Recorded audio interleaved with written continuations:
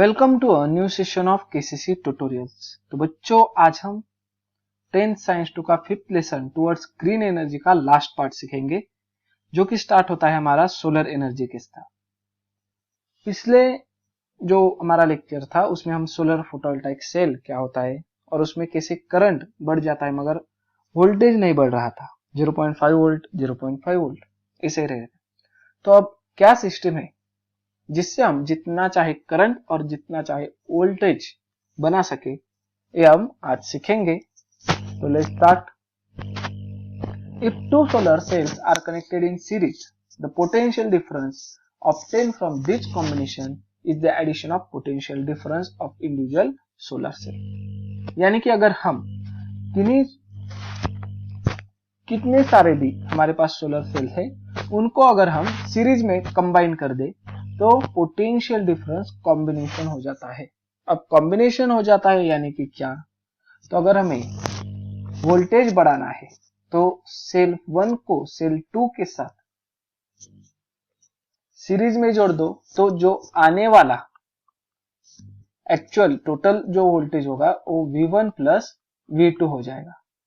तो अगर मान लेते हैं V1 0.5 है और V2 भी 0.5 है, तो इन दो सेल को सीरीज में लगाने के बाद जो हमें एक्चुअल टोटल वोल्टेज मिलेगा वो 1 वोल्ट होगा। इससे हम क्या कर सकते हैं, बहुत सारे सेल्स को सीरीज में लगा देंगे तो V हम इंक्रीज कर सकते हैं जितना चाहे उतना। इस केस में जो करंट होता है वो कांस्टेंट रहता है। सीरीज में क्या होता है, करंट कांस्टेंट रहता है, सिर्फ वोल्टेज बढ़ जाता है। अब समझ में, आप एक साइड में यहां पर कहीं तो लिख लो। Then however the current generated from the combination is equal to the current from the individual cell। मगर करंट बढ़ता नहीं। It means that when solar cell are connected in series, the current are not added। Current की addition नहीं होती मगर voltage की addition हो जाती है। यानी कि यहां पर क्या है, देख लो, ऐसे लिख दो, series V total is equal to V1 plus V2 लिख दो और I is equal to I1 is equal to I2, यानी कि ए बढ़ने वाला नहीं है, करंट कांस्टेंट रहने वाला है। अब सीरीज कनेक्शन हो गया। अगर हम किन्हीं दो सेल्स को ऐसे पैरेलल में रख दे तो क्या होता है, if two cells are connected in parallel में रखा दिया तो current generation is combination of summation of individual solar cell. अब जब पैरेलल में हम लगाते हैं, पैरेलल सिस्टम होती है तो करंट की एडिशन होती है, यानी कि करंट टोटल करंट क्या होता है, I1 प्लस I2, और पैरेलल में जो V होता है यानी कि वोल्टेज वो कांस्टेंट रहता है। ये भी यहां पर इस वाले फिगर के सामने लिख लो। वही हमें पढ़ते हैं, पोटेंशियल डिफरेंस इज सेम। आ गए समझ में। So if the two solar cells are connected in parallel में क्या हो जाएगा, potential difference not added, potential difference की एडिशन नहीं होती। पैरेलल में करंट की एडिशन होती है, सीरीज में पोटेंशियल डिफरेंस की एडिशन होती है। ये दोनों चीज आपको ध्यान में रखनी है। अब इनका यूज कहां पर करेंगे वो भी देखते हैं। In this way, bye connecting many solar cells in series and parallel, कुछ सेल्स को हम सीरीज में लगा देंगे, कुछ सेल्स को हम पैरेलल में लगा देंगे। इससे क्या हो जाएगा, तो हम मनचाहा जो वोल्टेज और करंट है वो बना सकते हैं। जैसे कि for example, if 36 solar cells each of size 100 centimetre square are connected in series में कनेक्शन कर दिया तो पोटेंशियल डिफरेंस वो क्या हो जाएगा, 0.5 मल्टीप्लाई बाय 36, 18 वोल्ट बन जाएगा। क्योंकि 0.5 को हम 36 बार सीरीज में क्या होता है, तो वोल्टेज की एडिशन। तो वोल्टेज क्या हो जाएगा, 0.5 और 36 टाइम्स, तो 36 मल्टीप्लाई बाय 0.5 क्या हो गया, 18 वोल्ट। मगर करंट तो कांस्टेंट रहने वाला है, और जो हमने सीखा है 100 सेंटीमीटर स्क्वायर वाला जो सेल होता है वो 3 एम्पियर इतना करंट जनरेट करता है, तो उतना ही करंट जनरेट करेगा। Many such panels are connected together to generate electricity on large scale। और बड़ी मात्रा में जब हमें ऐसे करंट तैयार करना है तो बहुत सारे ऐसे 36 नहीं तो 36,000 तक, हम उससे भी ज्यादा कितने भी ऐसे सेल्स एक साथ लगाकर हम मनचाहा करंट और मनचाहा वोल्टेज पा सकते हैं। A good solar cell can have efficiency of around 15%। अब अच्छे वाला जो सोलर सेल होता है उसकी इफिशियंसी कितनी है, सिर्फ 15%। अब इसका मतलब क्या है वो भी बता देता हूं, देख लो। It means that solar panel receives power of 100 watt from solar radiation, यानी कि सोलर रेडिएशन से इस सोलर पैनल पर 100 वैट इतनी अगर एनर्जी फॉल होती है तो उससे इलेक्ट्रिकल आउटपुट कितना जनरेट होगा, तो सिर्फ 15 वैट। यानी कि अगर सनरेज सोलर एनर्जी 100 वैट की आ रही है तो उससे इलेक्ट्रिकल एनर्जी सिर्फ 15 वैट की बन जाएगी। अब एक इफिशियंसी बहुत छोटी है, मगर सोलर सेल्स तभी भी हमारे उपयोग के लिए बहुत अच्छे हैं। Many solar panels are connected in series and parallel to generate required current and potential difference। ये भी हमने बता दिया है कि जो हमें करंट और पोटेंशियल डिफरेंस चाहिए उसके लिए हम कुछ सेल्स को पैरेलल में लगा देते हैं, कुछ सेल्स को सीरीज में। As shown in figure 5.26, solar cell is the basic unit in a solar electric plant। Solar electric plant का बेसिक यूनिट, सबसे छोटा यूनिट क्या है, सोलर एक सोलर सेल। अब ऐसे many solar cell come together to form solar panel. ऐसे बहुत सारे ऐसे सोलर सेल्स एक साथ आते हैं जिसके कारण एक सोलर पैनल बन जाता है। ऐसे बहुत सारे सोलर पैनल्स जब सीरीज में कनेक्ट होते हैं तो उससे सोलर स्ट्रिंग बन जाता है, और ऐसे बहुत सारे सोलर स्ट्रिंग्स पैरेलल में जब हम जोड़ देते हैं तो एक उससे सोलर एरे बन जाता है। आगे समझ में। अब इसके लिए मैं दिखा देता हूं, यहां पर देख लो। तो पहले तो सेल होगा, सेल से पैनल बनता है, सोलर पैनल। जब सोलर पैनल हम सीरीज में जोड़ देते हैं, यहां पर उसके लिए एस लिख देता हूं। जब ऐसे पैनल हम सीरीज में जोड़ देते हैं तो उससे स्ट्रिंग बन जाता है, और स्ट्रिंग्स को हम जब पैरेलल में जोड़ देते हैं तो एरे बन जाता है। ये पूरा आप जो फ्लो चार्ट है वो निकाल के ले लो। आ गया समझ में? ओके, तो एक इरेज करने वाला हो, उससे पहले सारा लिख के ले लो। अब एक्सप्लेन करता हूं थोड़ा मैं। As we can obtain as much electrical power as needed, they are used in application which need marginal power। marginal power यानी कि क्या, तो जिसको बहुत कम एनर्जी लगने वाली है, तो कैलकुलेटर्स। कई ऐसे कैलकुलेटर्स होते हैं जो सोलर एनर्जी के ऊपर काम करते हैं। आपने कई बार जो कैलकुलेटर आपका ऐसे रहेगा तो उसके राइट कॉर्नर में एक कांच का ऐसे सरफेस देखा होगा ब्लैक, जिसमें ऐसे 3-4 लाइंस होगी। तो एक क्या होता है, एक सोलर सेल होता है जो ऑटोमेटिकली उस कैलकुलेटर को एनर्जी दे देता है। और उसका भी बता दिया, सेल को अगर आप सीरीज में जोड़ दोगे तो मॉड्यूल बन जाएगा, मॉड्यूल को आप सीरीज में जोड़ दो स्ट्रिंग बन जाएगा, और स्ट्रिंग को आप पैरेलल में जोड़ दो तो एरे बन जाएगा। आ गए समझ में आपके कि किससे क्या बन जाएगा। देन नेक्स्ट पेज पर हमें देख लो क्या दिया है। The power available from the solar cell is DC. Direct current होता है ए। So in application which need DC power, that is electrical light based on light emitting diode। light emitting diode यानी कि LED बल्ब जो होते हैं, the energy can directly use। तो इससे हम क्या करते हैं, LED में डायरेक्टली DC यूज करते हैं। इसीलिए कई बार आपने देखा होगा कि जो हमारे सोलर एनर्जी पर चलने वाले बल्ब होते हैं उनकी जो डायोड्स होते हैं वो एलईडीज होते हैं, बल्ब जो होते हैं वो एलईडी बल्ब होते हैं, जो कि क्या है, उनको बैटरी की जरूरत नहीं पड़ती। डायरेक्टली वो क्या करते हैं, डीसी करंट यानी कि डायरेक्ट करंट यूज करके वो बल्ब जलते हैं। However, since the energy from solar energy is available only in the presence of sunlight, the energy has to be stored in batteries for use at a later time. मगर जो energy रहेगी solar energy वो कब तक रहेगी, जब तक sky में प्रेजेंस ऑफ सनलाइट, जब तक सनलाइट प्रेजेंट है। तो अगर हमें अब बल्ब तो सुबह तो जलाना नहीं है, तो अगर शाम में जलाना है जब अंधेरा होता है, तो इस सोलर एनर्जी जो तैयार हुई है उसको हम स्टोर करना पड़ेगा। अब स्टोर किस में करेंगे, तो बैटरीज में, जिसके कारण हम कभी भी उसे यूज कर पाएंगे।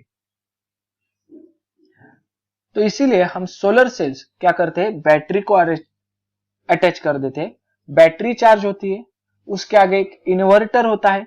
इन्वर्टर का काम क्या होता है, तो डीसी करंट को, जो डीसी करंट तैयार होता है, सोलर सेल क्या करता है, डीसी करंट तैयार करता है।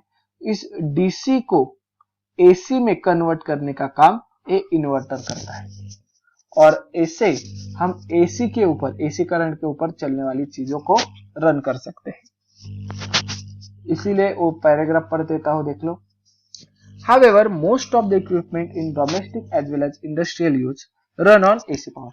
जो हमारे घर में और इंडस्ट्रीज में जो इक्विपमेंट है वो एसी करंट पर चलते हैं, उनको डीसी करंट नहीं चाहिए, डायरेक्ट करंट नहीं चाहिए, alternating current, AC for alternating current चाहिए होता है। सो इसके लिए हम DC solar power must be converted to AC by using a electronic device called inverter. Inverter क्या है, एक ऐसा इलेक्ट्रॉनिक डिवाइस जो डीसी करंट को एसी करंट में कन्वर्ट करता है। इसके लिए इसे इन्वर्टर बोलते हैं। और एसी करंट चाहिए तो आपको बीच में इन्वर्टर लगाना जरूरी होता है। अब आगे देख लो, schematic of solar photovoltaic station. अब सोलर फोटोवोल्टाइक स्टेशन यानी कि जहां पर सोलर पैनल्स, बहुत बड़े बड़े सोलर पैनल्स होते हैं जिससे हम इलेक्ट्रिक एनर्जी बनाते हैं। तो इसमें देख लो, पहले मैं एक्सप्लेन करता हूं ये डायग्राम, उसके बाद हम पढ़ेंगे। सनलाइट, एनर्जी फ्रॉम लाइट यानी कि सनलाइट की जितनी सारी एनर्जी है वो इन सभी सोलर पैनल्स पे फॉल होती है, जिसके कारण जो सोलर फोटोवोल्टाइक सेल्स होते हैं इसमें वो चार्ज हो जाते हैं, और सोलर एरे की जितनी सारी एनर्जी है वो चली जाती है इन्वर्टर और ट्रांसफार्मर के पास। यानी कि यहां पर सनलाइट है, सनलाइट से अब डीसी एनर्जी तैयार होगी, यहां पर डीसी एनर्जी यहां से ट्रांसफार्मर और इन्वर्टर में जाएगी। इन्वर्टर क्या करेगा, इस डीसी एनर्जी को एसी एनर्जी में कन्वर्ट करेगा, एसी करंट में, और एसी करंट पावर ग्रिड्स में तैयार हो जाता है। जो बड़े बड़े टावर्स होते हैं इलेक्ट्रिक पोल, वहां पर एसी एनर्जी तैयार होती है, और यहां से अब जब वो एनर्जी हमारे घरों में आती है। आगे समझ में, तो ऐसा पूरा प्रोसेस होता है। तो देख लो, यही पढ़ेंगे। We have seen that many solar panels can be connected together to generate whatever energy we need. यानी कि हमें जितनी एनर्जी बनानी है तो उसको लिए हम इन एरेज को सीरीज और पैरेलल में जोड़ देंगे। The DC power generated from this panel is first converted into AC power. पहले तो क्या करेंगे, तो जो डीसी पावर यहां पर जनरेट हुई है उसे कन्वर्ट कर देंगे, किसमें, एसी पावर में। A transformer transform the voltage and current level of the generated power and then fed to the electric distribution network. अब ट्रांसफॉर्मर ऐसी चीज होती है जो कि अगर हमारा वोल्टेज और करंट ज्यादा है आने वाला तो उसे कम करने का भी काम करता है, नहीं तो अगर वोल्टेज और करंट कम है तो उसे बढ़ाने का भी काम कर देता है। तो ट्रांसफॉर्मर जो हमारे लेवल से जितनी हमारी क्वांटिटी चाहिए उसको उतने वोल्टेज और करंट को कन्वर्ट कर देता है, और वहां से इलेक्ट्रिसिटी डिस्ट्रीब्यूशन नेटवर्क तक ये एनर्जी जाती है। यानी कि यहां से बड़े बड़े पावर ग्रिड्स में, पावर ग्रिड से सबस्टेशंस में और सबस्टेशन से हमारे घरों में। In this way, electricity is generated without any fuel combustion and so without any air pollution. अब ऐसी तरह से हम इलेक्ट्रिसिटी जनरेट कर सकते हैं बिना किसी फ्यूल कंबशन के। कोई भी हमें फ्यूल जलाने की जरूरत नहीं है। इससे क्या होगा, तो कोई भी एयर पोल्यूशन नहीं होगा। However, since the energy is generated using solar radiation, solar cell can generate electricity during day time only. सिर्फ सुबह के समय ही और जब सनलाइट प्रेजेंट होगी उसी वक्त हम सोलर एनर्जी का कन्वर्जन यानी कि सोलर एनर्जी से इलेक्ट्रिसिटी जनरेट कर सकते हैं। तो ये हो गई फर्स्ट मेथड, सोलर एनर्जी से डायरेक्टली इलेक्ट्रिकल एनर्जी करना।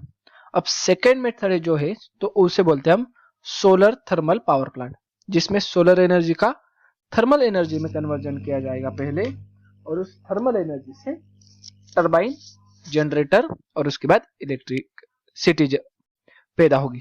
तो देख लो, we have seen that thermal energy generated from coal and nuclear fuel can be used to generate electricity.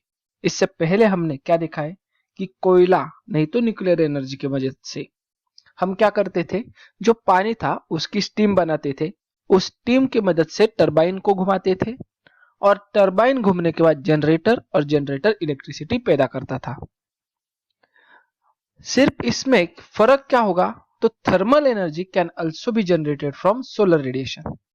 तो जो थर्मल एनर्जी यानी कि हीट एनर्जी यूज करेंगे वो हम कोल नहीं तो न्यूक्लियर फ्यूल वहां पर यूज नहीं करेंगे, उसकी जगह हम सोलर रेडिएशंस यूज करेंगे। Different stages in the solar thermal power plant are as shown in the figure. तो कैसे है, तो पहली चीज आती है concentrators for collecting sunlight. Sunlight लेने के लिए कॉन्सेंट्रेटर्स यूज किए जाते हैं, जिसकी मदद से सारी सनलाइट जो होती है वो एक जगह पर कॉन्सेंट्रेट हो जाती है। वहां का जो टेम्परेचर होता है वो बढ़ जाता है। जो हम हीट कलेक्ट करते हैं वो क्या होता है, absorber for absorbing the concentrated sunlight.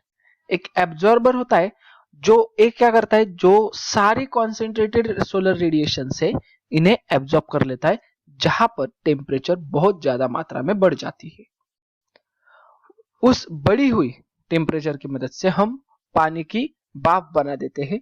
Water is converted into steam और वो स्टीम टरबाइन के ऊपर भेजते हैं। उससे क्या होगा, स्टीम टरबाइन घूमने लगेगा। स्टीम टरबाइन घूमने की वजह से इलेक्ट्रिक जनरेटर हरकत में आता है, काम करना स्टार्ट करता है और वहां से इलेक्ट्रिक एनर्जी तैयार होती है। ये हो गई डिफरेंट स्टेजेस। अब देख लो यहां पर many reflectors reflect and concentrate solar radiation. तो ये देख लो यहां पर जो कर्व नजर आ रहा है वो है रिफ्लेक्टर। तो जब इस रिफ्लेक्टर के ऊपर सोलर रेडिएशंस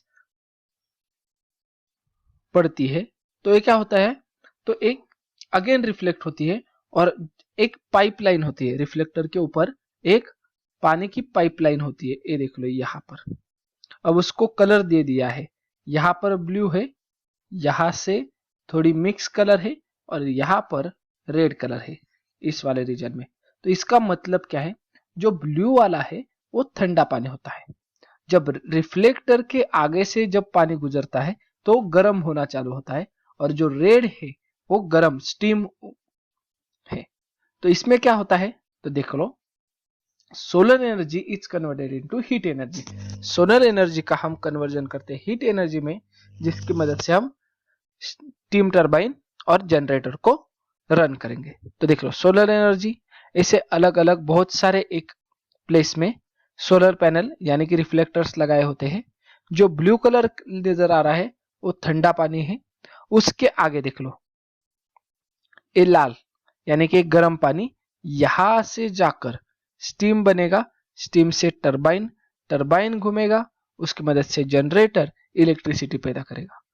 अब जो पैदा हुई स्टीम है अगेन वो कूलिंग टावर में कूल कर दिया जाता है, वापस वहां से पंप की मदद से अगेन रिफ्लेक्टर्स के ऊपर वो ठंडा पानी आता है। ऐसे हम वो पानी अगेन एंड अगेन यूज कर सकते हैं। ये हो गया सोलर थर्मल पावर प्लांट।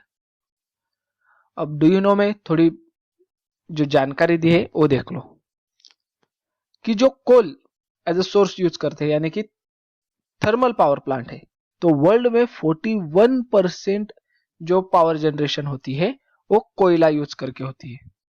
वही इंडिया की बात लोगे तो 60% जो एनर्जी है, इलेक्ट्रिसिटी है, वो कोयले की मदद से। देन नेचुरल गैस का वर्ल्ड का 22% एनर्जी नेचुरल गैस की मदद से होता है, मगर इंडिया में बहुत कम यूज होती है, 8%। हम ज्यादा यूज करते हैं कोयला, कोल। आगे समझ में, 60% तक एनर्जी इंडिया में जो प्रोड्यूस होती है वो कोयले की मदद से होती है। हाइड्रो इलेक्ट्रिक यानी कि डैम बनाकर जो एनर्जी तैयार होती है, वर्ल्ड में 16% है, वही इंडिया में 14% है। न्यूक्लियर एनर्जी वर्ल्ड में 11% है, यानी कि न्यूक्लियर एनर्जी की मदद से इलेक्ट्रिसिटी प्रोड्यूस करना वर्ल्ड का जो हिस्सा है वो 11% है, वही जो इंडिया का है वो 2% ही है। पेट्रोलियम का यूज करके भी इलेक्ट्रिक एनर्जी यूज किया जाता है, जिसमें डीजल यूज किया जाता है, डीजल पावर प्लांट भी होते हैं। तो पेट्रोलियम का यूज करके 4% एनर्जी तैयार होती है, इंडिया में बहुत कम है, 0.3। और रिन्यूएबल सोर्सेस, विंड, सोलर, ऐसे जो रिन्यूएबल सोर्सेस है, इनकी मदद से वर्ल्ड में सिर्फ 6% एनर्जी तैयार होती है। वहीं पर इंडिया के बारे में एक अच्छी चीज है कि इंडिया में 15.7% जो एनर्जी है रिन्यूएबल सोर्सेस की मदद से आती है, यानी कि लगभग 75% एनर्जी कोयला और रिन्यूएबल सोर्सेस की मदद से आती है। तो इसी के साथ जो हमारा टुवर्ड्स ग्रीन एनर्जी ये जो चैप्टर था वो खत्म होता है। आशा करता हूं ये पूरा चैप्टर जो हमने सिखाया है वो आपको अच्छी तरीके से समझ में आ चुका होगा। अगर ये वीडियो आपको अच्छी लगी होगी, हमारे लेक्चर्स आपको समझ में आ चुका होगा, तो इसे ज्यादा से ज्यादा लाइक, शेयर एंड कमेंट करते जाइए। और अगर आपने अब तक हमारे चैनल को सब्सक्राइब नहीं किया होगा तो please subscribe our channel. KCC online tuition का अगर आप हिस्सा बनना चाहते हो, हमारे ट्यूशन ज्वाइन करना चाहते हो, तो डिस्प्ले में दिए गए नंबर पे कॉल करके अधिक जानकारी ले सकते हो। Thank you for watching, good bye.